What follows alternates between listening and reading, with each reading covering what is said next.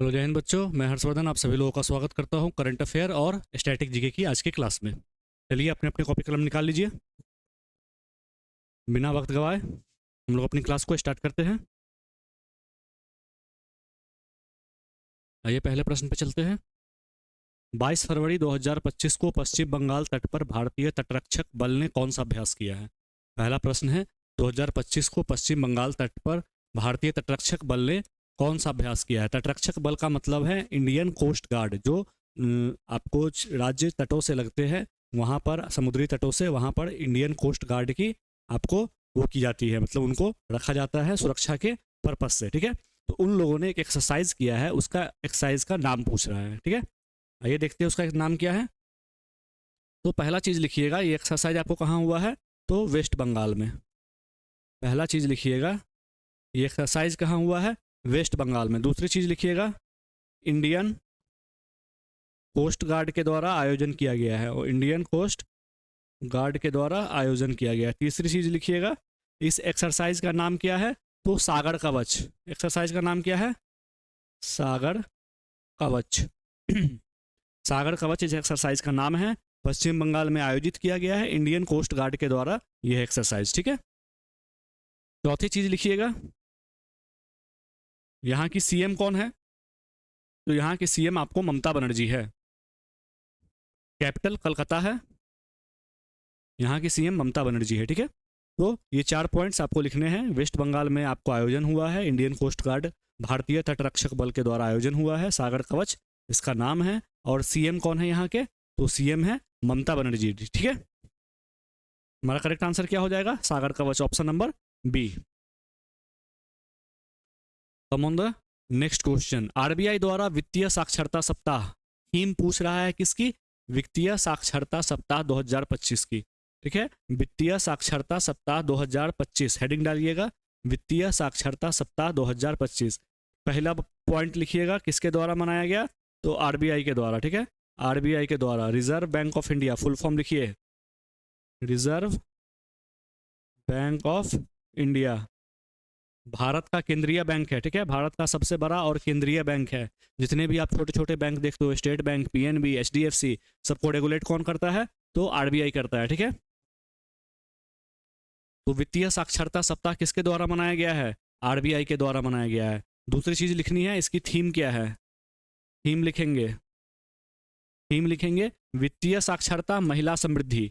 वित्तीय साक्षरता महिला समृद्धि इस बार की थीम है। इस बार का विषय क्या है? वित्तीय साक्षरता महिला समृद्धि। तीसरा पॉइंट लिखेंगे, इसकी स्थापना कब हुई थी? आरबीआई की स्थापना 1 अप्रैल 1935 लिखेंगे, 1 अप्रैल 1935 में इसकी स्थापना हुई थी। 1 अप्रैल 1935 इसका स्थापना दिवस है। चौथा चीज लिखेंगे, इसका हेडक्वार्टर।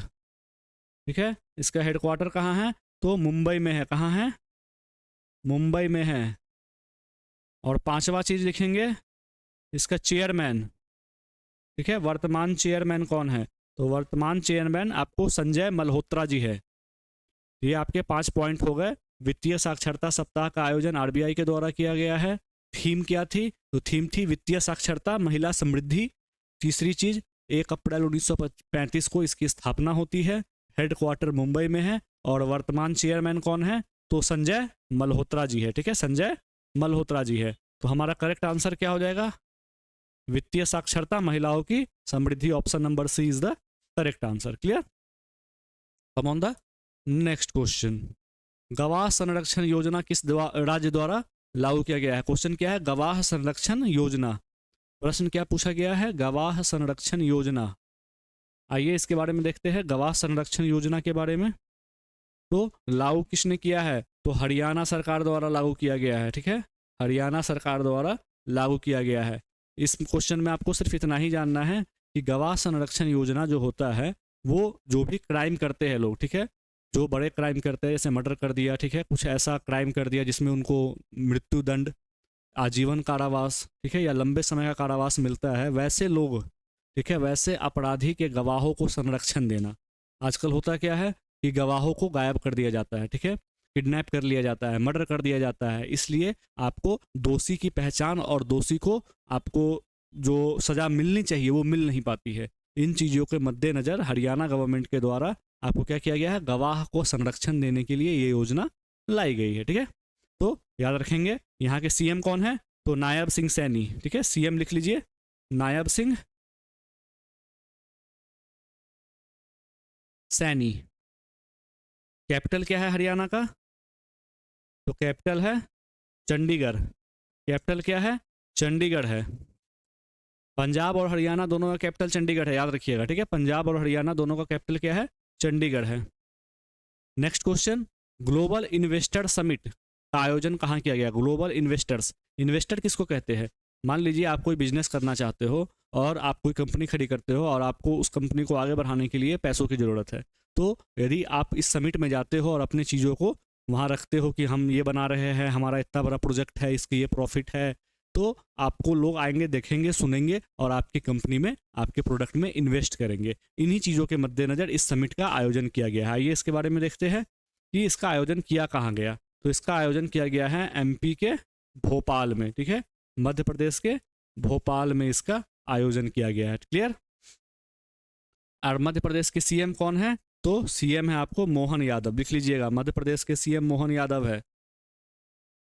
ठीक है, मोहन यादव है, बीजेपी से है, बीजेपी की सरकार है मध्य प्रदेश में। तो आपको इन्वेस्टर समिट क्यों आयोजित किया जाता है पता चल गया। कहाँ आयोजित किया गया है, तो भोपाल में किया गया है। और भोपाल मध्य प्रदेश के सीएम कौन है, तो मोहन यादव जी आपको सीएम है। क्लियर। हाल ही में किस राज्य सरकार ने नैनामृतम 2.0 योजना का नाम लिखिएगा, नैनामृतम, यहाँ योजना का नाम दिया गया, इसको लिखिए नैनामृतम 2.0 योजना किसके द्वारा शुरू किया गया है। तो ये जो योजना है ना नैनामृतम, ये जो लोग अपने आंखों की रोशनी खो चुके हैं, ठीक है, दृष्टिहीनता के इलाज के लिए, वैसे लोगों के इलाज के लिए आपको ये योजना शुरू की गई है। किस राज्य के द्वारा, तो लिख लेंगे केरल के द्वारा। किसके द्वारा, केरल के द्वारा।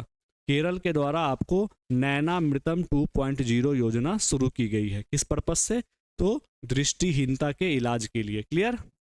केरल के सीएम लिखिएगा पी विजयन। सीएम कौन है, पी विजयन। क्लियर। और कैपिटल है थिरुवनंतपुरम। दृष्टिहीनता के इलाज के लिए और रोकथाम के लिए नैनामृतम योजना किसके द्वारा शुरू की गई है, तो केरल गवर्नमेंट के द्वारा। आगे बढ़ते हैं। शक्तिकांत दास को किस पद पर नियुक्त किया गया। शक्तिकांत दास, ठीक है, बहुत लंबे समय तक ये हम लोग पढ़ते आ रहे थे कि आरबीआई के गवर्नर, ठीक है, तो आरबीआई के गवर्नर तो संजय मल्होत्रा बन गए, है ना। तो अभी जो शक्तिकांत दास को नियुक्त किया गया है, उनको प्रिंसिपल सेक्रेटरी बनाया गया है। पहला पॉइंट लिखिएगा, शक्तिकांत दास को क्या बनाया गया है, प्रिंसिपल सेक्रेटरी बना दिया गया है। प्रिंसिपल सेक्रेटरी बना दिया गया है, ठीक है, प्रिंसिपल सेक्रेटरी बना दिया गया है। किसका, पीएम का। तो शक्तिकांत दास जी वर्तमान में पीएम के प्रिंसिपल सेक्रेटरी होंगे, ठीक है, जब तक पीएम अपने पद पर रहेंगे ये भी इस पोस्ट पर बने रहेंगे। क्लियर। तो आपको बस इतना याद रखना है कि वर्तमान में शक्तिकांत दास जी किस पोस्ट पे है, और दूसरा चीज आरबीआई के गवर्नर अब कौन बन गए, तो आप लोगों को मैंने बताया है, रिकॉल कीजिए, संजय मल्होत्रा। सुनील भारती मित्तल को यूके में कौन सा सम्मान मिला है, तो इनको नाइटहुड सम्मान मिला है, ठीक है।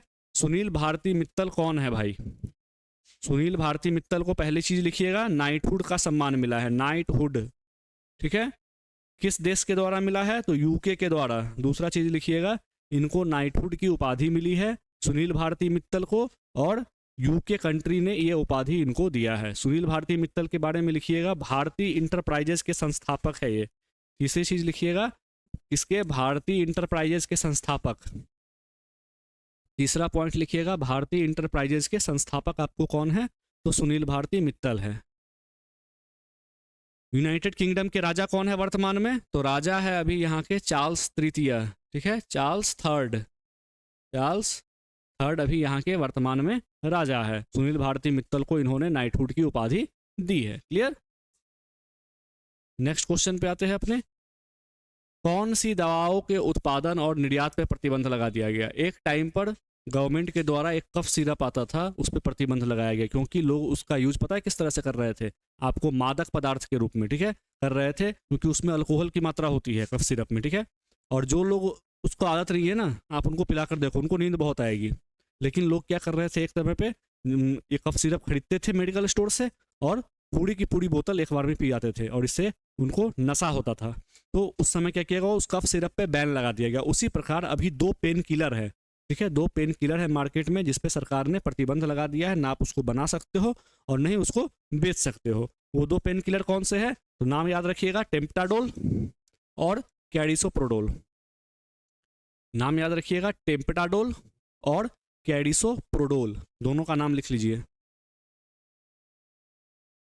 इस पे गवर्नमेंट के द्वारा प्रतिबंध लगा दिया गया है, ठीक है। क्यों प्रतिबंध लगाया गया, तो पहला कारण तो यह है कि इस दवाई के प्रयोग से अफ्रीकी देश में कुछ स्वास्थ्य संबंधी समस्याएं आ रही है, और दूसरी चीज, लोग इसका मादक पदार्थ के तौर पे इसका इस्तेमाल कर रहे हैं, ठीक है। इसलिए गवर्नमेंट ने निर्णय लिया है कि इसको पूरी तरह से बंद करो। तो ये आपके करंट अफेयर का सेशन यहीं पे समाप्त होता है। मिलते हैं फिर कल एक नए टॉपिक के साथ, तब तक के लिए पढ़ाई करते रहिए। धन्यवाद।